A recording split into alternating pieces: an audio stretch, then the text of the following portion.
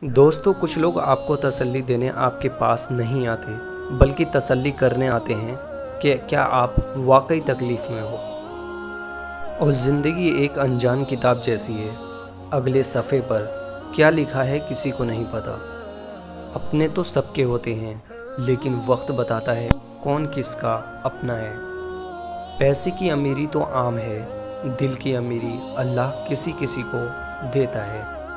اور اچھے لفظ تخلیق کرنے کے ساتھ اچھے رویے بھی تخلیق کرنے چاہیے۔ لفظ کتابوں میں زندہ رہتے ہیں اور رویے دلوں میں زندہ رہتے ہیں۔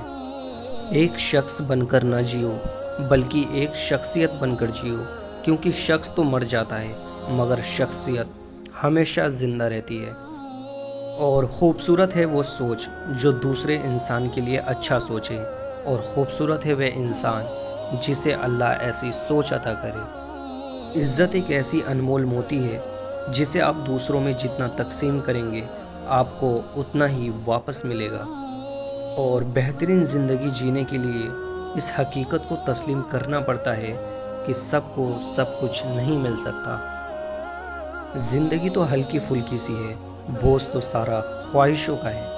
اور سب سے برا وقت وہ ہے جب تمہارے غصے کے خوف سے تمہارے ماں باپ اپنی ضرورت اور نصیحت کرنا چھوڑ دیں۔ لوگ چاہتے ہیں کہ ان کی امیدوں پر پورا اترا جائے، مگر ان سے کوئی امید نہ رکھی جائے۔ اور کچھ رشتے اللہ خود ختم کر دیتا ہے تاکہ ہماری زندگی خراب نہ ہو۔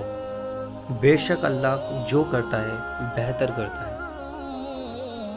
کہتے ہیں وقت کے ساتھ ہر زخم بڑھ جاتا ہے، لیکن سچ تو یہ ہے کہ ہم درد کے ساتھ جینا سیکھ جاتے ہیں۔ دوستو، دعا میں اتنی طاقت تو ہوتی ہی ہے، وہ لکھی ہوئی تقدیر کو بھی بدل سکتی ہے۔